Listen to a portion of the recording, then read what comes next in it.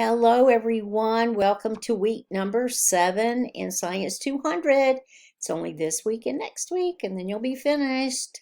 I just want to mention my picture here. This is a picture of dolphins strand feeding off the coast of South Carolina. They do this as a cooperative behavior. They gather up a school of fish, herd them straight to the shore. They chase them onto the shore.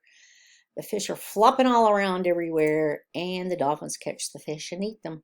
Notice that the dolphins come up on their right side. They always come up on their right side. And I have watched several generations of dolphins learn how to do this. This is a learned behavior. So it is just so awesome to watch. Anyway, let's see what we've got going on this week. So last week was the last week for you to work on all the writing having to do with your project. So you put together the final draft of your project. If you will notice, you still have some feedback. So you may have some things to improve on before you put together your presentation. Just realize that. And do those revisions, before your presentation. So this week, you also have some work to do in your web text, Chapter 7. And Chapter 7 is all about science communication. Now, this is tremendously important, but a lot of scientists don't do this very well because they're so wrapped up in their work and they're such experts in this one area of work that they really don't know how to explain it to anyone.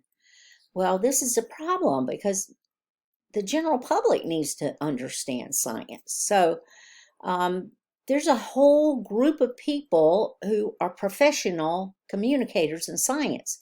There are science writers. There are people who can put together information for you. There are people who write articles out there. There are whole magazines like Scientific American that are written in more understandable language that help explain science to you. I consider doing this because I really enjoy that. I enjoy putting together the science that I read about, that I understand, and I try to present it to audiences in a way where they understand it. But there was only one problem with that. I miss contact with other people and my students. So I said, no, I have to keep teaching. So I am. You're going to analyze the report on the Deepwater Horizon oil spill in 2010. It is scientific communication, and I want you to notice the difference between it and other things that you have read and other things that you have read as your sources, okay? Notice this report in the web text. There is a citation after almost every single sentence. There's a tremendous number of statistics and numbers that are presented in this work to show you how the Deepwater Horizon oil spill actually affected all of the life forms out there in the Gulf of Mexico. And we don't even know to this day, but we have estimates of how many manatees were killed, how many dolphins were killed, how many brown pelicans and least terns and gulls, etc., were killed because of this horrific oil spill. And, you know, how do we know how many fish were killed and oysters? And, you know, it's so hard to even fathom how many were killed.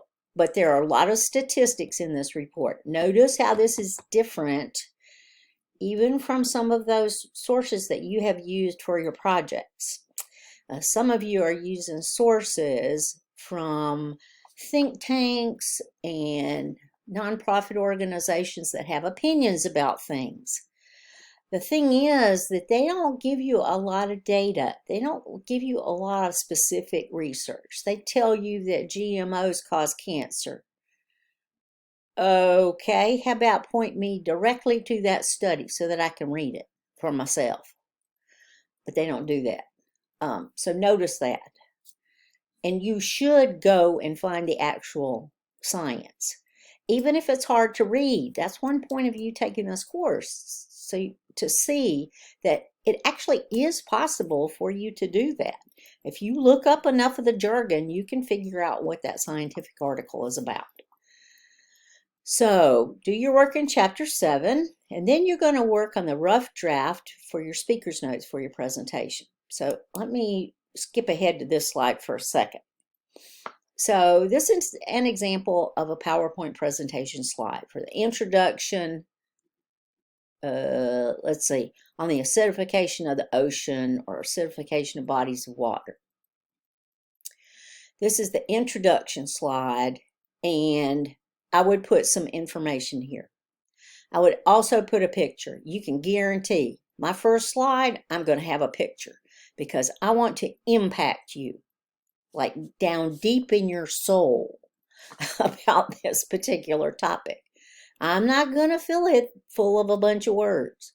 Have you ever sat through a presentation where the presenter had a slide full of words and the presenter stood up there and read the slide word for word for word? I have never been so bored in my life seeing presentations like that, but I have seen plenty of them. So instead, all of the description about this introduction for you, if you were doing this presentation, would be down in the speaker's notes, and that's where my red arrow is pointing. See that whole section there? Okay, you can put lots and lots and lots of information there that only you can see, only the presenter can see. So you can read it if you want to your audience. You can look at it and use it for your notes because, you know, you should know this information good enough, well enough to be able to speak on it. But there's your prompts if you need prompts. That's where your speaker's notes go. Okay, so let's go back. This is the rubric for the speaker's notes. Notice that there are sections. You should label your speaker's notes with these section headings. Scientific background, underline. Audience, underline. Empirical evidence, underline. These are sections. I need to know the sections. So scientific background provides brief overview of scientific background of issue in question, explains how the issue relates to natural sciences. Okay, so that's what you're going to do on your first slide. That's basically your first slide. You're going to write out everything that you would tell your audience in your speaker's notes. And I already showed you where they would go on that slide. Underneath where the slide is, that only you can see. Nobody in the audience can see that. They can see the slide, but you see everything. Okay? So you're going to go through these sections and write up some information just as if you were telling this to an audience. Your audience, you're going to explain to them why they should even care about this topic. Don't you think that's kind of important? You know, why should they be wasting their time sitting here listening to something that doesn't impact them, that they have no interest in? They're not going to. So you have to explain to them why they should care about this. That's the audience section. Empirical evidence, you're going to support your point of view with all this research, with all this information that's out there, right? So this is your speaker's notes. Scientific background, audience, empirical evidence. Personally, how does this affect you personally? Because everybody wants to hear that. They want to hear why you think it's important. The investigation of your issues, so that's got to do with your hypothesis and all that stuff that you looked up, your message, and then, of course, articulation of response is how well you present this work. So that's the rubric for your speaker's notes. Next week, week 8, you will put together your 5 to 7 slides. 1, 2, 3, 4, 5, 6, 7. So you got to have 7 slides. I would not put any of these together. Remember that you're not putting a bunch of words on a slide. You can put bullet points.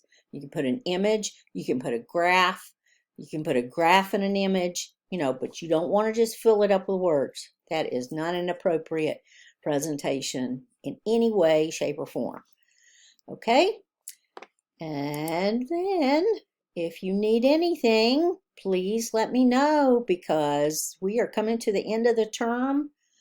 Let me know if you're having any issues, if you think that we should consider an incomplete. Now, one thing about incompletes, You have to have completed 70% of the classwork in order to receive an incomplete from the registrar. I don't do that. I just submit a request if you ask me about it.